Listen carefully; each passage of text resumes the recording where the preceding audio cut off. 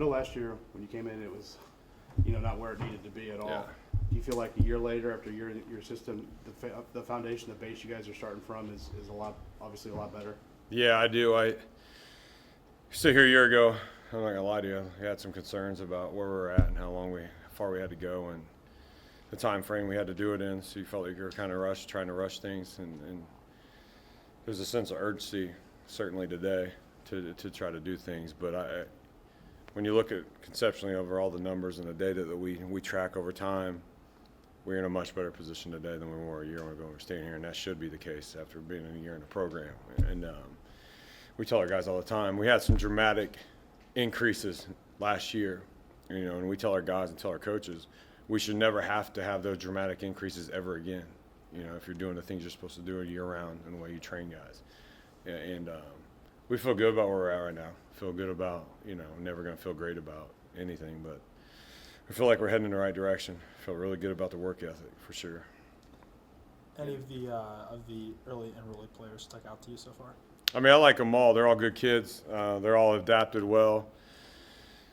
I think all of them have come in with the right mindset. Sometimes you get, I lived in the world where I was down at, another place in Florida where you can get egos and that kind of thing. And none of those guys had that coming in. They're all good kids, and they've really meshed well with the team. The work ethic has been great. We got some good athletes in that group. We got some guys that can bend, some athletic guys, some explosive guys, and that's what you want to fill your roster with. So they're fun to work with, and you can't wait to get your hands on them. And you wish they all could come early, but that's not the case. And can't wait for the rest of them to be here in the summer. You look back and we talked about this yesterday. There's 14 guys that played, maybe more now. There was 14 guys that played a lot of snaps last year. We only had 2 months to get ready for a Big Ten season. So it's just that you can't wait to work with those guys. But the guys that are here right now have done a great job. I feel good about it. What have you seen working with Samson once again? Is it Yeah, Samson's an awesome kid. I know Samson since he's probably in 4th grade, 5th grade, somewhere around there. Coached both his brothers.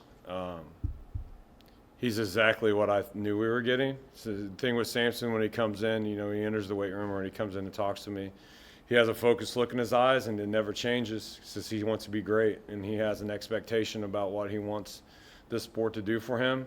And I share that. And me and him have talked a lot about that.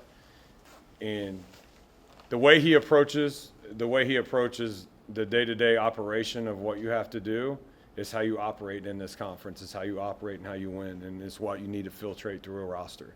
I've been around that. I know what that's like, and that's what has to be filled within the roster. And it's not just him. There's more guys, but when you ask him about him specifically, I love the dude. And I got a chance through the whole process. Me and him have a lot of really good conversations, and he ended up where he needed to end up. He came to the right place because he knew we were going to take care of him, and he trusted us. So.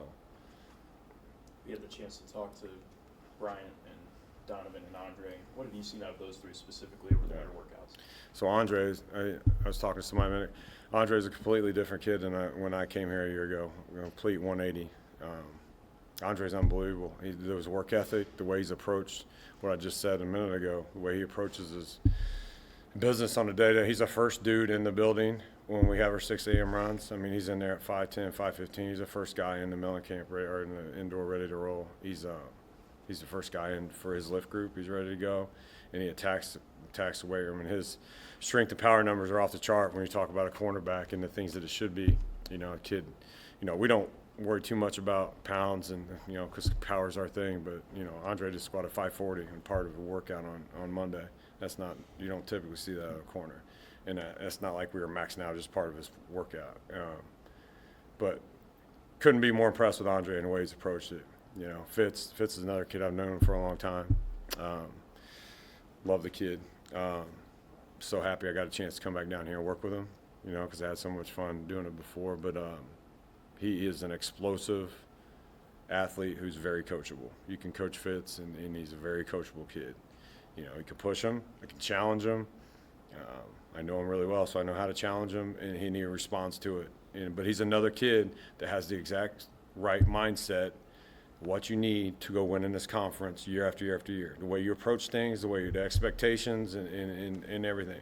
He expects himself to do big things, and he's going to. because he's blessed genetically. Has he always kind of been that way? I mean, I know he's a guy who played as sort of a second-year freshman. Yeah. Last year really seemed to grow as the year went on, but Yeah. as you said, you've known him a lot longer than Mm-hmm. a lot of other people around here. Has that always kind of been his personality? Yeah, he's always been a very outgoing. He's a kid that everyone's always gravitated towards because his personality is just it's a bright personality that people want to be around. He's never been negative anytime I've ever known him, which is why he's great to be in the room. He's great energy to be in the room the way he trains. But Fitz has always been he's always worked hard, but he's always been a great athlete. You know, I remember saying when I first saw the kid, I knew he's big time. You know, I knew back when he was 13, 14 years old, he's going to be big time. And it's crazy that we both end up back down here, you know, where I started to do this. And that's, you know, one of the many reasons I'm happy to be back down here. Looking at the quarterbacks, is Penix obviously recovering from an ACL. Tuttle just got here a few weeks, almost a few months ago now. What have you thought of the overall quarterback room? Very competitive. All three of them are very competitive. All three of them expect to go out and get the football and go move the ball and go score, which I love. They all three have a championship winning mind frame right now, and I love the way all three of them are attacking. Mike, if you watch him in the weight room right now, you would never know that he did anything. So Mike's in a good place. Mike's athletically very gifted.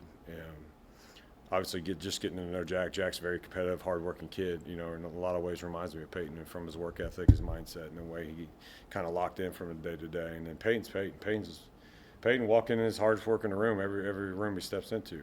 Peyton is a worker, and he's a great representation of how you should go about your business on a day-to-day basis, which is, you know, I keep going back to that, but that's where you need to fill your roster with that. You know, that has to be the expectation. It can't be filled with people that are just, you know, taking space or just here to be here. It's got to be guys that want to go do something, you know, and want to go change whatever the perception it is. I imagine you spent a lot more time around Michael than other people once he had that injury. Mm-hmm. And just kind of, as much as you can talk about it, where's he at physically, and what is this, through your eyes, this process kind of been like for him through recovery these last few months? Yeah, I think so. This is the first time Mike's ever really been hurt, and so it was tough. Originally, it was tough emotionally for him, you know, and there was some of that. You wear a lot of hats when you're in this position, so there's a lot of conversations you got to take place, you know, when things bad like that happen. But he was able to push through it, and mentally tough, and push through it. Got the procedure done, and Mike's in a really good place. He's ahead of where I thought he'd be right now. If you go in there and watch him work out right now, you would never know anything's wrong with him. So I feel good about him. I think he's grown a lot through this process, to be honest with you. It's the first time he's really been thrown in a big-time adversity from a physical standpoint. And he's grown from it. It's made him tougher, made him mentally tougher. I think it's helped him become a better leader as well. Because I think sometimes you get zapped out of that. You get put, when you get hurt and you get shelved like that, you get, you know, it's not, you know, you try not to make it point, but you get pulled back from the team a little bit because you're rehabbing or you get surgery and, you know, and you miss that. You miss being around the guys, and then you get back in there, and then you got the energy, and you want to get back around them. And he's been a lot more vocal. Obviously, Mike came here as an early enrollee, so he's not going to come in vocal, but he's a lot more vocal now than he was, you know, even in the summer last year. So I feel good about that too.